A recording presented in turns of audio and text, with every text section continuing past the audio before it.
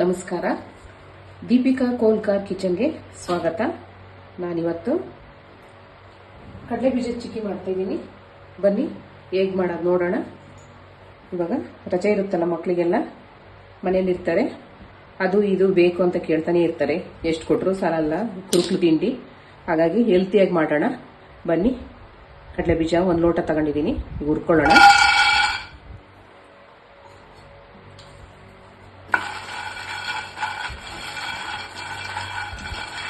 ಚೆನ್ನಾಗಿ ಹುರ್ಕೊಳ್ಳೋಣ.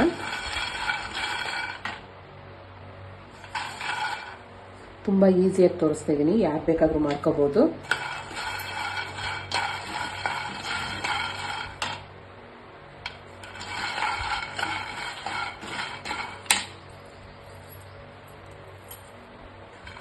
ನಾನು ಇಲ್ಲಿ ಬೆಲ್ಲದ ಮಾಡ್ತಾ ಇಲ್ಲ, ಸಕ್ಕರೆದು ಮಾಡ್ತಾ ಇದ್ದೀನಿ.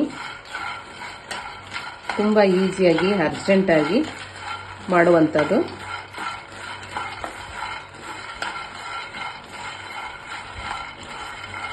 ಈಸಿಯಾಗಿ ಸುಲಭವಾಗಿ ತೋರಿಸ್ತಾ ಇದ್ದೀನಿ.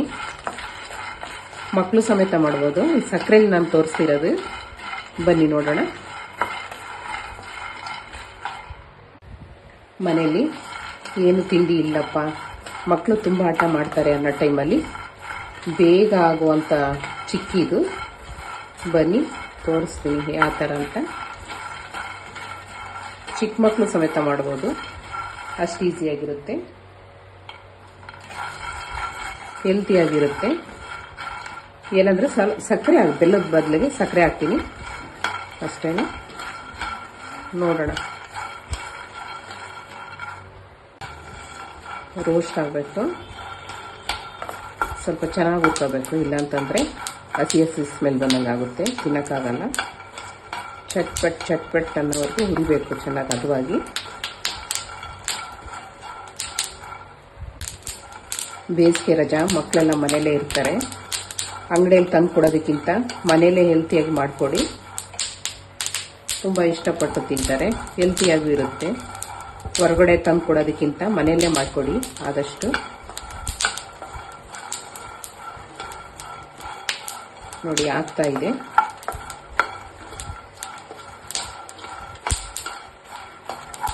ನೋಡಿ ಈ ಥರ ಹುರಿಬೇಕು ಚೆನ್ನಾಗಿ. ಇಷ್ಟು ಕಡಲೆ ಬೀಜಕ್ಕೆ ಎಷ್ಟೊಂದು ಚಿಕ್ಕಿ ಆಗುತ್ತೆ ಗೊತ್ತಾ. ಮನೇಲೆ ಆದಷ್ಟು ಮಕ್ಕಳಿಗೆ ಮಾಡಿಕೊಟ್ರೆ ತುಂಬ ಒಳ್ಳೆಯದು. ಹೊರಗಡೆ ತಂದು ಕೊಡೋದಕ್ಕಿಂತ ಮನೇಲೇ ಮಾಡೋದು ತುಂಬ ಒಳ್ಳೆಯದು. ಆಗಿದೆ. ಸಿಪ್ಪೆ ಬೇರ್ಪಡಿಸೋಣ. ಆಗಿದೆ. ಸ್ಟವ್ ಆಫ್ ಮಾಡ್ಕೊಳ್ಳೋಣ. ಈಗ ತಣ್ಣಗಾಗಲಿ. ಸಿಪ್ಪೆನೆಲ್ಲ ಸಪ್ರೇಟಾಗಿ ತೆಗಿಯೋಣ.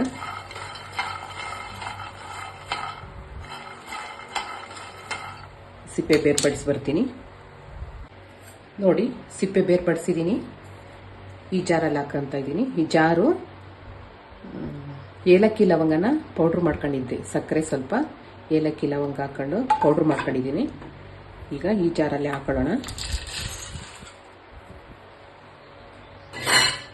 ಚೂರು ಮಿಕ್ಸಿ ಮಾಡ್ಕೊಂಬರೋಣ. ಇದನ್ನು ತುಂಬ ನೈಸಾಗಿ ರುಬ್ಕೋಬಾರ್ದು, ಇದನ್ನು ಪೌಡ್ರ್ ಮಾಡ್ಕೋಬಾರ್ದು. ಒಂಚೂರು ಆಫ್ ಆ್ಯಂಡ್ ಆನ್ ಮಾಡ್ಕೊಂಡು ಒಂಚೂರು ತರಿಯಾಗಿ ರುಬ್ಕೊಂಬರೋಣ.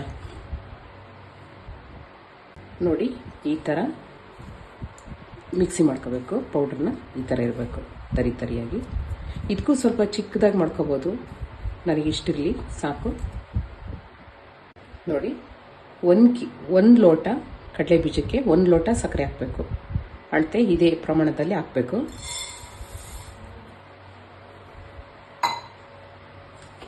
ಗ್ಯಾಸ್ ಹಚ್ಚೋಣ.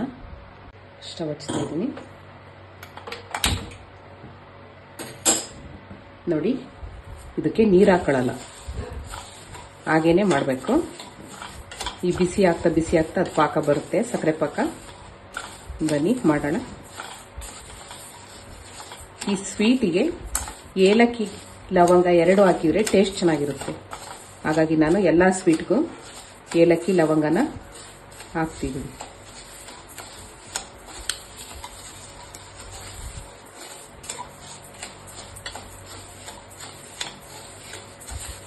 ತುಂಬ ಈಸಿಯಾಗಿ ಮಾಡ್ಕೋಬೋದು, ಯಾರು ಬೇಕಾದರೂ ಮಾಡ್ಕೋಬೋದು, ಅಷ್ಟು ಈಸಿ ಇದು.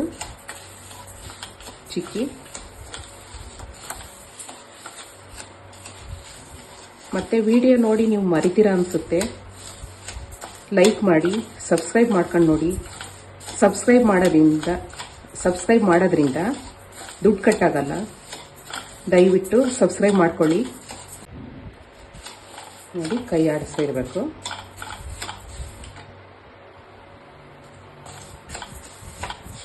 ಸಕ್ಕರೆ ಬಿಸಿಗೆ ಹಂಗೇನೆ ಕರಗ್ತಾ ಹೋಗುತ್ತೆ. ಬೇಗನೆ ಆಗುತ್ತೆ, ಒಂದು 10-15 ನಿಮಿಷದಲ್ಲೆಲ್ಲ ಆಗುತ್ತೆ. ಬೇಗ ಮಾಡ್ಬೋದು, ದಿಢೀರಂತ ಮಾಡ್ಬೋದು ಈ ಚಿಕ್ಕಿನ.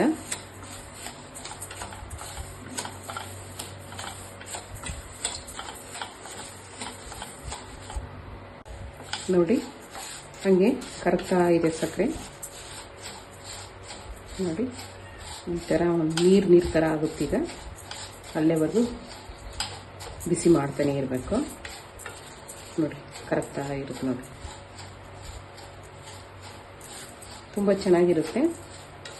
ನಾನು ಇನ್ನೊಂದು ಸರಿ ಬೆಲ್ಲದಲ್ಲೂ ತೋರಿಸ್ತೀನಿ ಚಿಕ್ಕಿನ. ಬೆಲ್ಲದ ಚಿಕ್ಕಿಯಲ್ಲೇ ತೋರಿಸ್ತೀನಿ. ಈಗ ಸಕ್ಕರೆಯಲ್ಲಿ ತೋರಿಸ್ತಿದ್ದೀನಿ.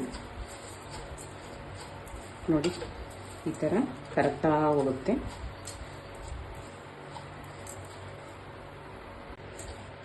ಸಿಮ್ಮಲ್ಲಿ ಇಟ್ಕೊಳ್ಳಿ. ಸ್ವಲ್ಪ ಕಾಯೋವರೆಗೂ ಸ್ವಲ್ಪ ಹೈಯಲ್ಲಿ ಇಟ್ಕೊಳ್ಳಿ, ಆಮೇಲೆ ಸಿಮ್ಮಲ್ಲಿ ಇಟ್ಕೊಳ್ಳಿ. ಇಲ್ಲಾಂತಂದರೆ ಒಂದು ಕಲರ್ ಚೇಂಜ್ ಆಗಿಬಿಡುತ್ತೆ, ಒಂಥರ ಹೊಗೆ ಥರ ಆಗಿಬಿಡುತ್ತೆ.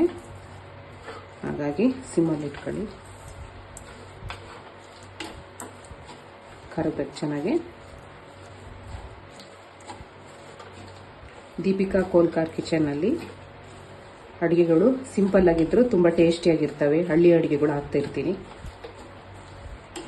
ನಮ್ಮ ಅಜ್ಜಿ ಮುತ್ತಜ್ಜಿಯವ್ರ ಕಾಲದ್ದು, ನಮ್ಮ ಪೂರ್ವಿಕರೆಲ್ಲ ತಿಂದು ಅಡುಗೆ ಮಾಡ್ಕೊಂಡು ಊಟ ಮಾಡಿರುವಂಥ ಅಡುಗೆಗಳ್ನ ಹಾಕ್ತಾ ಇರ್ತೀನಿ. ದಯವಿಟ್ಟು ಸಬ್ಸ್ಕ್ರೈಬ್ ಮಾಡಿ, ಲೈಕ್ ಮಾಡಿ. ನೋಡ್ತೀರಾ ಹಂಗೆ ಮರ್ತೋಗ್ಬಿಡುತ್ತೆ ಅನಿಸುತ್ತೆ. ಹಾಗಾಗಿ ತಪ್ಪದೆ ಸಬ್ಸ್ಕ್ರೈಬ್ ಮಾಡ್ಕೊಂಡು ನೋಡ್ಕೊಳ್ಳಿ. ನೋಡಿ, ಕರಗ್ತಾ ಇದೆ.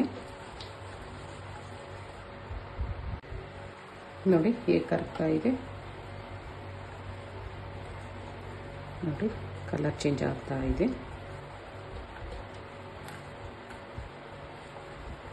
ಈ ಥರ ಕೈ ಅಂತಲೇ ಇರಬೇಕು, ಇಲ್ಲಾಂದರೆ ಒಂಥರ ಸೀದಂಗೆ ಆಗಿಬಿಡುತ್ತೆ. ಅವಾಗ ಅಷ್ಟೊಂದು ಟೇಸ್ಟಿ ಬರಲ್ಲ. ನೋಡಿ, ಕರಗ್ತಾನೇ ಇದೆ. ಇನ್ನೂ ಆಗಬೇಕು. ಈ ಸಕ್ಕರೆ ಪೂರ್ತಿ ಕರಗಬೇಕು.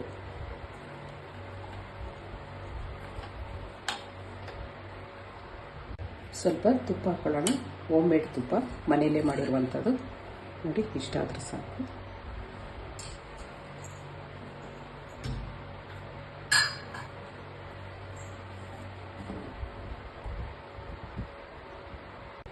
ನೋಡಿ, ಕರಗಿದೆ. ಈ ಥರ ಕರಗಬೇಕು. ಎಲ್ಲೂ ಸಕ್ಕರೆ ಇಲ್ಲ. ನೋಡಿ, ಈಗ ಪಾಕ ಬಂದಿದೆ. ಈಗ ಕಡಲೆ ಬೀಜ ಪೌಡ್ರ್ ಮಾಡ್ಕೊಂಡಿರುವಂಥದ್ದು ಹಾಕೊಳ್ಳೋಣ.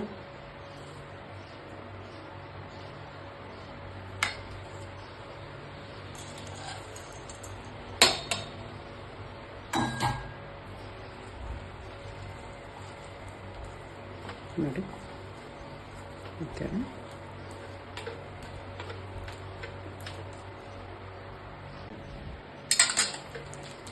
ನೋಡಿ, ಈ ಥರ ಎಷ್ಟು ಈಸಿ, ಯಾರು ಬೇಕಾದ್ರೂ ಮಾಡ್ಕೋಬೋದು. ನೋಡಿ,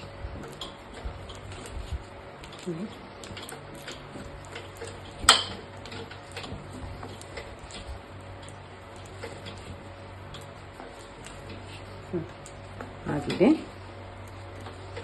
ಈಗ ಒಂದು ಪ್ಲೇಟಿಗೆ ತುಪ್ಪ ಹಚ್ಚಿ ಆ ಪ್ಲೇಟಿಗೆ ಹಾಕೊಳ್ಳೋಣ. ಆಗಿದೆ.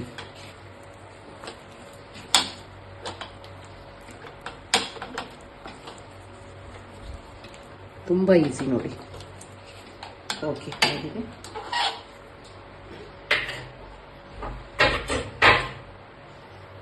ನೋಡಿ, ಇದ್ರ ಮೇಲೆ ಹಾಕ್ತಿದ್ದೀನಿ ನಾನೀಗ.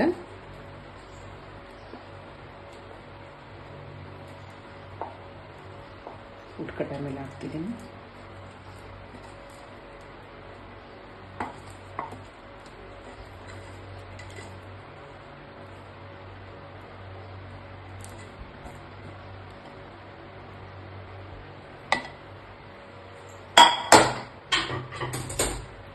ನೋಡಿ ಲಟ್ಟಣಿಗೆ ತಗೊಂಡು ಈ ಥರ ಮಾಡ್ಕೋಬೇಕು. ಈ ಥರ ಒಂದೇ ಸಮನಾಗಿ ನೋಡಿ ಈ ಥರ ಮಾಡ್ಕೊಳ್ಳಿ. ಈ ಥರ ಒಂದು ಲಟ್ಟಣಿಗೆ ತಗೊಂಡು ಈ ಥರ ಹಿಂಗೆ ಎಳೀರಿ, ಬರುತ್ತೆ ಲಟ್ಟಿಸ್ದಂಗೆ ಸಮನಾಗುತ್ತೆ ಅಂತ ಅಷ್ಟೇ. ಕಟ್ ಮಾಡೋಕ್ಕೆಲ್ಲ ಚೆನ್ನಾಗಿರುತ್ತೆ ಅಂತ.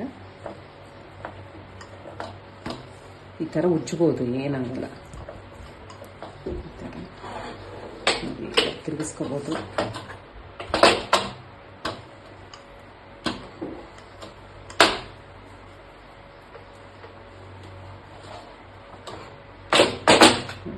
ಈ ಥರ ಒಂದು ಚಾಕುಗೆ ತುಪ್ಪ ಸವರ್ಕೊಂಬರ್ತೀನಿ. ನೋಡಿ ಒಂದು ಚಾಕು ತುಪ್ಪ ಹಚ್ಚಿದ್ದೀನಿ. ಈಗ ಸುಮ್ಮನೆ ಹಿಂಗೆ ಈ ಥರ ಮಾಡ್ಕೊಳ್ಳೋಣ, ಮಾರ್ಕ್ ಮಾಡ್ಕೊಳ್ಳೋಣ. ತಣ್ಣಗಾದ್ಮೇಲೆ ಬರಲ್ಲ ಕಟ್ ಮಾಡಲಿಕ್ಕೆ, ಅದಕ್ಕೆ ಮುಂಚೆನೇ ಸ್ವಲ್ಪ ನಾವು ಮಾರ್ಕ್ ಮಾಡ್ಕೊಂಡ್ರೆ ಚೆನ್ನಾಗಿ ಕಟ್ಟಾಗುತ್ತೆ ಅಂತ. ಈ ಥರ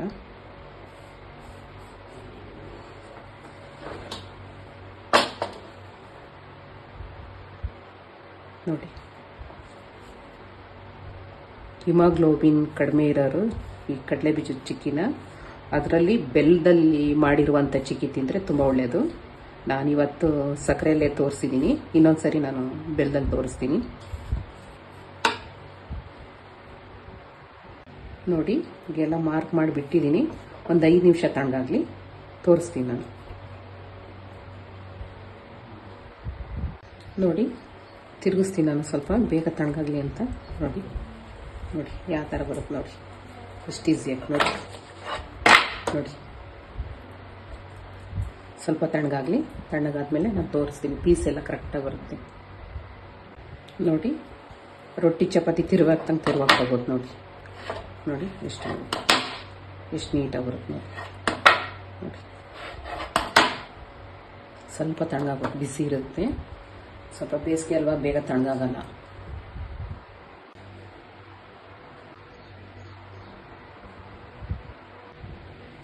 ನೋಡಿ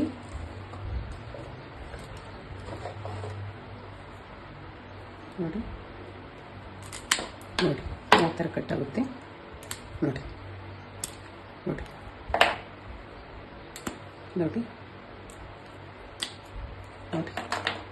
ಫಸ್ಟ್ ಒಂಚೂರು ಮಾರ್ಕ್ ಮಾಡಿಬಿಟ್ರೆ ಟಕ ಅಂತ ಕಟ್ ಮಾಡ್ಬೋದು.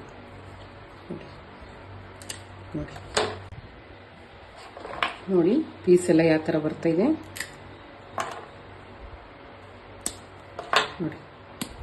ನೋಡಿ ಈ ಥರ ಬರುತ್ತೆ. ತುಂಬ ಈಸಿ ಮಾಡ್ಕೊಳ್ಳೋದು. ಎಷ್ಟೊಂದು ಚಿಕ್ಕಿ ಆಯ್ತು ನೋಡಿ. ಫಸ್ಟ್ ಒಂದು ಮಾರ್ಕ್ ಮಾಡ್ಕೊಂಬಿಟ್ರೆ ನಮ್ಗೆ ಈಸಿ ಆಗುತ್ತೆ. ಕಡಲೆಬೀಜ ಚಿಕ್ಕಿ ಸವಿಯಲು ಸಿದ್ಧವಾಗಿದೆ. ನೀವು ನಿಮ್ಮ ಮನೇಲಿ ಮಾಡ್ಕೊಳ್ಳಿ. ಹಾಗೆ ಲೈಕ್ ಮಾಡಿ, ಸಬ್ಸ್ಕ್ರೈಬ್ ಮಾಡಿ, ನಿಮ್ಮ ಫ್ರೆಂಡ್ಸ್ ಆ್ಯಂಡ್ ಫ್ಯಾಮಿಲಿಗೆ ಶೇರ್ ಮಾಡಿ.